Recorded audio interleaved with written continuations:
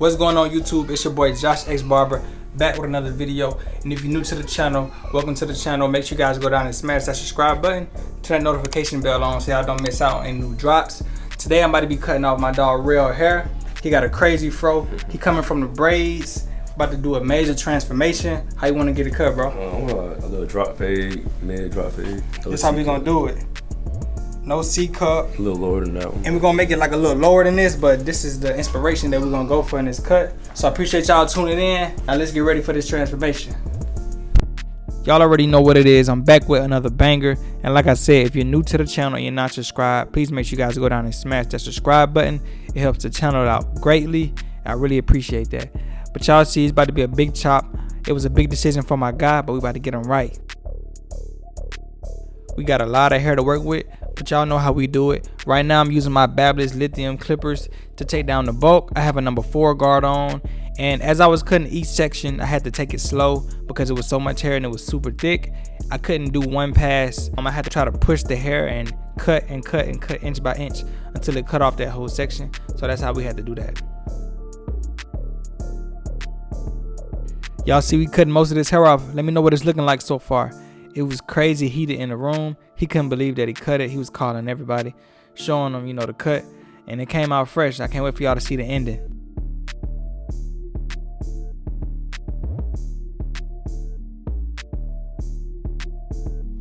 We cut it all off. How you feeling? I'm feeling good, man. About to get you right though, but this is all the hair. We cut it all off. Now it's time to get into this fade, man. So once I cut off all his bulk, I ended up shampooing him, and I came back and I combed his hair out, and we're actually about to cut it to the actual height that we want to cut it to. Now, the first guard I used was just to get down most of the bulk so I can see up under it to see how his hair grows, his growth pattern, and just kind of get an idea of how I want to cut his hair. So I started off right here with a number 3 guard with the lever all the way closed, going with the grain. I'm actually going to go down to a number 2 guard, but I started with the number 3 guard. It's just to check his hair to make sure, I know where all the cowlicks are and that there aren't any, light spots in his head, so I won't go too light. And yeah, that's how I usually handle it when I cut down somebody's fro. So right now I have my number 2 guard on with the lever all the way closed. Going with the grain, if you guys notice, it's cutting off a lot more hair, and we're going to keep it right here around this number 2 guard area. My client did have a cowlick on his front line on his right side, your left looking at the screen. He did have a cowlick, but this is my first time cutting his hair, and his hair has been trained to be in braids for a while, so his cowlick right now is kind of manipulated. Over time he'll be able to train it to get it to lay down and look more natural and not pull away from the rest of the hair pattern. So usually when I cut off a lot of bulk on the client and I'm trying to get it to a desired length, I usually go over it multiple times with that guard and using a comb to lift the hair up and cut. So I comb out the hair to comb out any cut hair or hair that's already been cut, get it out the way, lift up new hair, cut it again. And I just keep doing that over a multitude of times just to ensure that I get the height exactly where I want it to. Like I said, we're going to be giving him a mid fade, drop fade type of style. I'm using my Wahl Fade trimmers to set in my bald line. We're not going to be keeping a C cup, so I'm going to start the bald line right where you would begin your C cup at, and I'm going to take it back behind the ear and drop it right above the ear. I'm not going to make my bald line too far away from the ear. That's a good indication on whether you're giving somebody a higher fade or a lower fade, depending on how close you keep the bald line to the ear, and it'll help your fade stay darker if you're trying to do like a drop fade or a mid fade instead of setting it so high above the ear.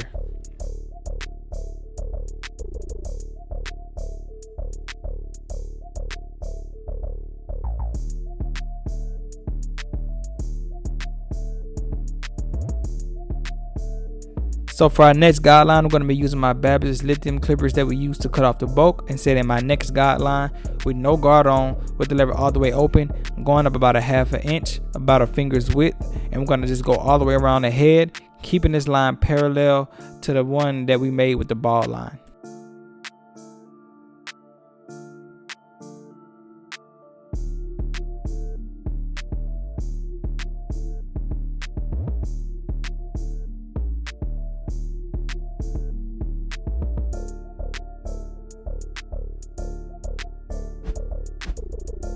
So right after we're done setting in that guideline, I'm going to come in with the same clipper with the lever all the way closed, and I'm going to hit the bottom of the guideline and kind of taper at it and kind of push it up maybe like less than halfway of the guideline to kind of give it a softer touch. So when I come back with the lever halfway open, it's going to blend it right out.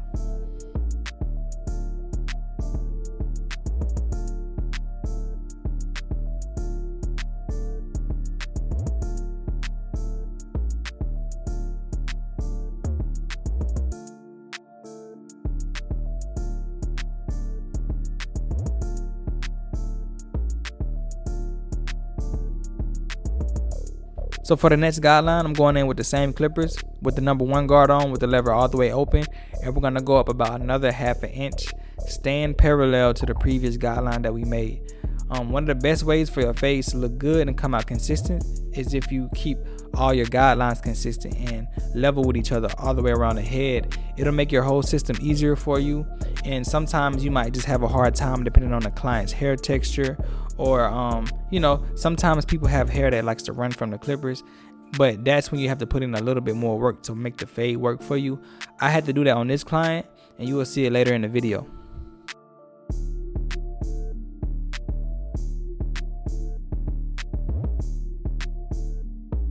So for our next step in this guideline, we're going to close the lever all the way closed, hit the bottom of the guideline and flick up to the guideline, going about less than halfway up into the guideline.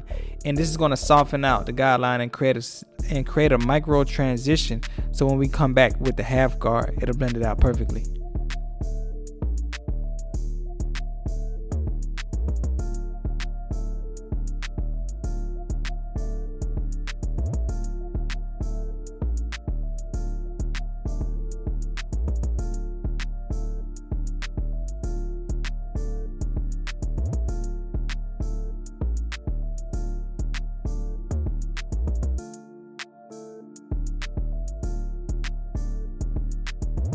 So to finish off this guideline, you guys see I have my half guard on and I have the lever all the way closed, and we're just going to start at the bottom of this guideline and just flick up to the area that's still dark. For the most part, we faded out every other part of this fade besides taking out that last little bit that the half guard can only cut, and it's going to blend out this guideline perfectly.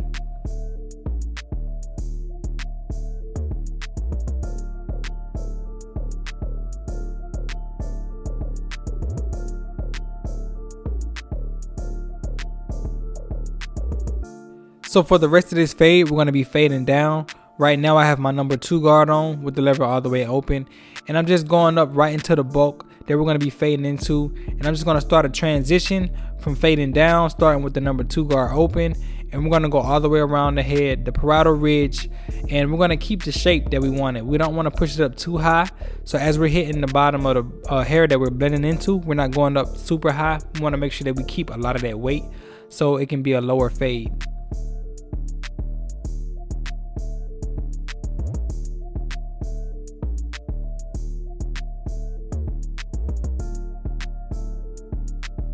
So once I go around the head with that number 2 guard open, I come back with the number 2 guard closed, and I'm going to hit right up under where we went in previously with the number 2 guard open and not go up as high, but we want to hit that same target area, and we want to start to see it transition a little bit and get a little bit lighter.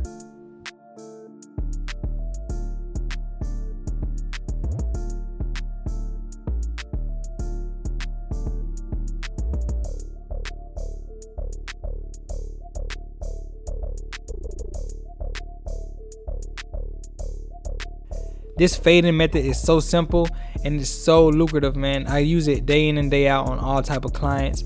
Right here I have my 1.5 guard on, so I'm coming right behind that number 2 guard closed that we just did, and I'm going up right into the same target area, and I'm not going up as high as I did with the previous guard. Whenever I'm fading down, the lower I go in guards, the lower that I go up in the fade to create the transition. It's like fading up, but it's in the opposite.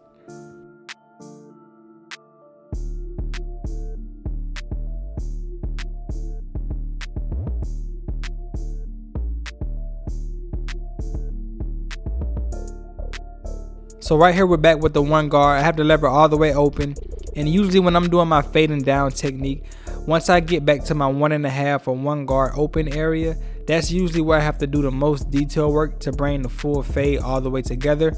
Sometimes I go over the whole fade again just to make sure every hair is cut and every hair is in its right place. That's the only way that you're gonna get a true blended fade, is if every single hair is cut exactly where it's supposed to be cut and every guard fades right into every guard that it's supposed to fade into, and that's what's gonna make a seamless transition.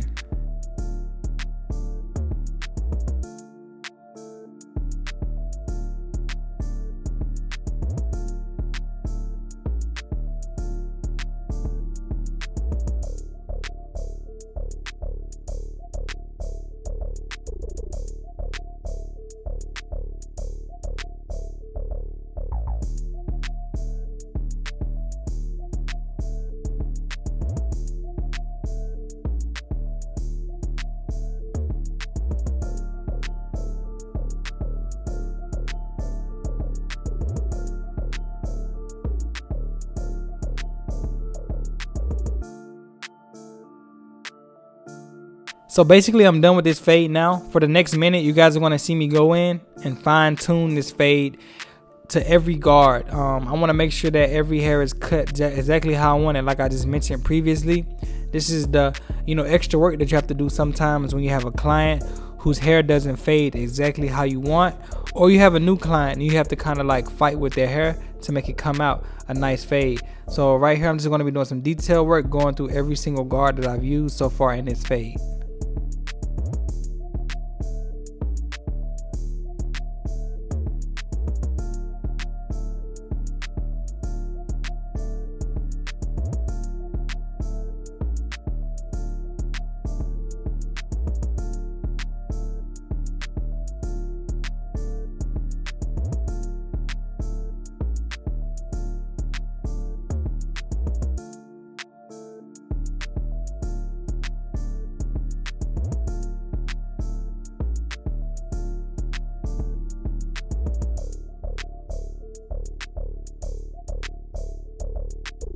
So now we're done with the fade on the head. We're going to start his beard. I'm going to do a nice fade on his beard on both sides, give him a nice taper. He has a real nice beard. Once I get it lined up and put the razor on and everything, this thing is going to pop, man. It's going to be super fresh.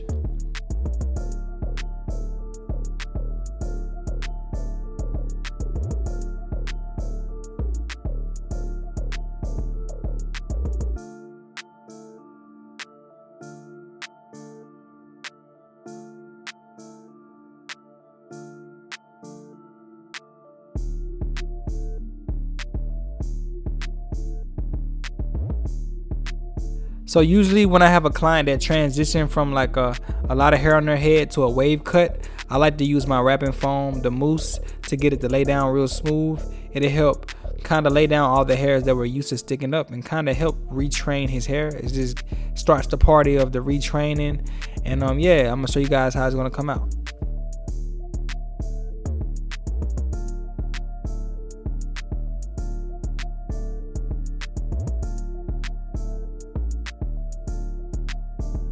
So y'all see we got my client laid down on top. I'm about to go in with my Wahl Fade trimmers to set in this crispy line. I can't wait for you guys to see the finished product. We're almost there, but I'm about to, give him this nice crispy line up in the meantime.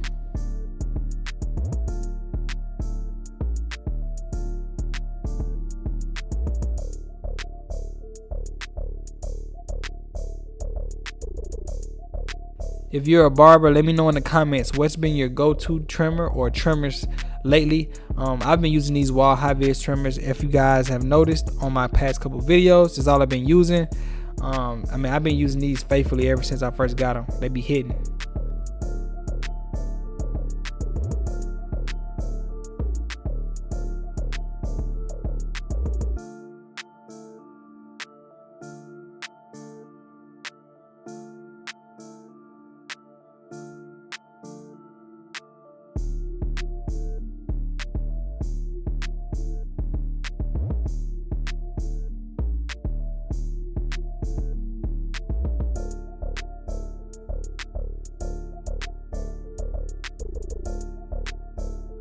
Like I said, we're going to be keeping this cut natural, so y'all know I had to hit them with that razor line This joint came out so fresh, man. I'm about to get ready to show you guys the before and after, but look at this crispy line on my client. Y'all can't tell me that I didn't go in on this cut.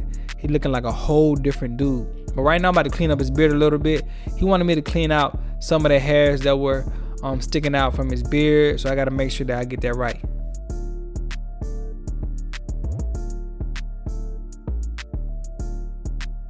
Y'all see it, man. This is how my client walked in. He came in with a head full of hair, but y'all know he came to the right spot. Josh got him right. Without further ado, this is the cut.